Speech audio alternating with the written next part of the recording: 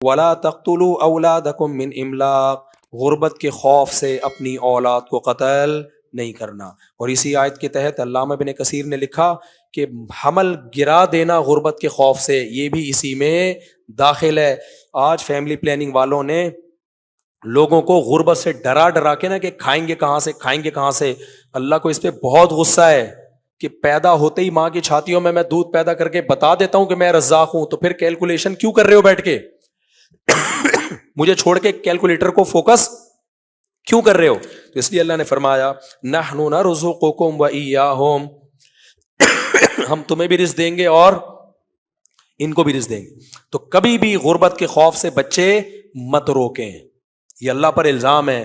لوگ اس کو ہلکا سمجھتے ہیں لیکن اللہ کی نظر میں یہ بھاری. ویسے ہی آپ اولاد نہیں کر رہے، آپ کو چاہیے نہیں، ایک الگ بات ہے وہ، لیکن آپ یہ سوچ کے میری تنخواہ کم ہے تو بچے کم پیدا کروں، یہ تو بہت بڑا کس پہ الزام لگا رہے ہو؟ اس کا مطلب یہ جو پیدا ہونے والا ہے یہ آپ کی اولاد پہلے، اللہ کی مخلوق بعد میں ہے. بھائی اللہ کی مخلوق پہلے ہے، وہ تو مخلوق ہے، اللہ نے تمہاری طرف نسبت کر دی ہے اس کی، جو کسی نے کسی کے تو جھولی میں ڈالنا تھا نا اس کو، تو یہ اللہ کی پہلے ہے. تبھی ماں اپنی چھاتیوں میں دودھ تھوڑی پیدا کرتی ہے، کون پیدا کرتا ہے؟ اس کو پتا ہے جیسی پیدا ہوگا. تو اس سائن ہے کہ جب یہ دودھ آئے گا، جب دودھ دے سکتا ہے تو سب چیزیں دے سکتا ہے. اور اگر کوئی زیادہ بچوں والا غریب ہے تو یقین کر لو بھائی اللہ کی طرف سے آزمائش ہے یہ، کیونکہ ایک والا بھی غریب ہو سکتا ہے، زیادہ والا بھی ہو سکتا ہے. اس کا بچوں کی کثرت سے کوئی تعلق نہیں ہے. جیسے اللہ نے ہر بیماری دواؤں بہت ساری شفا کے لیے پیدا کی ہیں، لیکن پھر بھی کھا کے شفا نہیں مل رہی ہوتی، تو اس میں دوا کا قصور نہیں ہوتا، وہ تقدیر ہے بھائی، کہ دنیا میں ساری چیزیں آپ کی مرضی کی نہیں ہوتی. آگے اللہ فرماتے ہیں وَلَا تَقْرَبُوا الْفَوَاحِشَ مَا ظَهَرَ مِنْهَا وَمَا بَطَنَ، بے حیائی کے قریب مت پھٹکو، جو کھلی ہوئی بے حیائی اور چھپی ہوئی بے حیائی. اور اسی بے حیائی کو قرآن دوسرے مقام پہ کیا کہتا ہے؟ زنا کھلی بے حیائی ہے. لا تقربوا الزنا، زنا کے قریب مت جاؤ. دوسرا حدیث میں آتا ہے زنا بھی حرام ہے، اور زنا کے لوازم جو مقدمات ہیں نا، جو زنا کی طرف لے جانے کا ذریعہ بنتے ہیں، وہ بھی حرام. تبھی نبی نے فرمایا آنکھ بھی زنا کرتی ہے.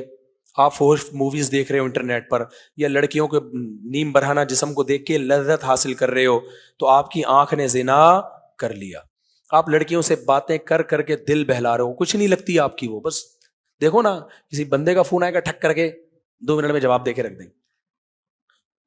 خاتون کا فون آئے گا چپک جائے گا، بہت اچھی طریقے سے سمجھانا شروع کر دے گا، آپ اس کی آواز سے لذت لے رہے ہو، دل بہلا رہے ہو. تو نبی نے فرمایا کس کا زنا ہے؟ کانوں کا زنا. اللہ کہتے ہیں یہ اپنی ڈکشنری سے کیا کر دو؟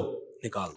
ایک راستہ اللہ نے بتایا، جوان ہو گئے، بالغ ہو گئے، عورت کی طرف رغبت ہے، اللہ نے کہا 4 شادیاں کرو. کیونکہ جب آپ بولو گے نا ابا میں 4 کروں گا، ابا کہیں گے ایسی کی تیسی تیری، تو نتیجہ اس کا یہی نکلے گا کہ اللہ میاں کہہ رہے بھائی 2 2 3 3 4 4 کر لو.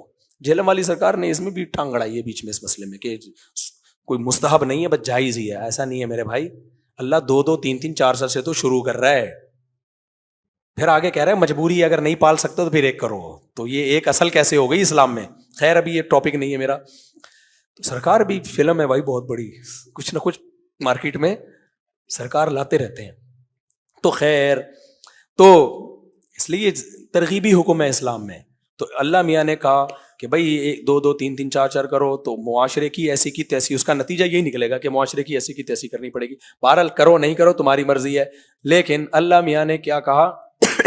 بے حیائی کے قریب بولو مت پھٹکو، توبہ کر لو. اور حلال میں جب کی طرف زیادہ جاؤ گے تو بے حیائی سے خود بخود کیا ہو جاؤ گے؟ کم ہو جاؤ گے اپنی. اچھا یہ بھی اسی میں داخل ہے، اگر آپ نہیں کر رہے ہیں نا دوسری، یا جلدی شادی نہیں کر رہے، اس میں ثواب کوئی نہیں مل رہا آپ کو، ثواب کوئی نہیں مل رہا آپ کو. کہ آپ کو میں چونکہ ایکچولی میں ہی ہوں تو ٹھیک ہے، تو ثواب نہیں مل رہا آپ کو اس پہ کوئی. تو ثواب تو نبی کی سنت میں ہی ہے. تو اس لیے آپ کو جبر کر کے اپنے آپ کو برائی سے روکنا پڑے گا. تو حلال میں اللہ نے وسعت رکھی ہے. بھائی ایک آدمی کو ڈر ہے کہ مجھے بھوک لگے گی میں تو چوری کروں گا، پیٹ بھر کے پیسے سے خرید کے حلال کھانا کھا لو، کم از کم یہ چوری کی ٹینشن سے جان کیا ہو جائے گی؟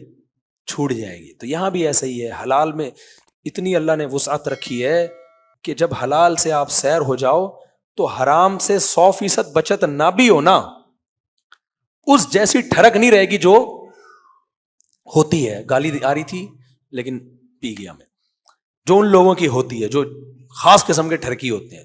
ان کی ٹھڑک ختم ہو کے دے ہی نہیں رہی ہے. تو یہ سارے وہی لوگ ہوتے ہیں جو نکاح سے دور بھاگتے ہیں. سعودی عرب میں دیکھو جب تک 2 2 3 3 4 4 شادیوں کا رواج تھا وہاں بے حیائی کا تصور نہیں تھا.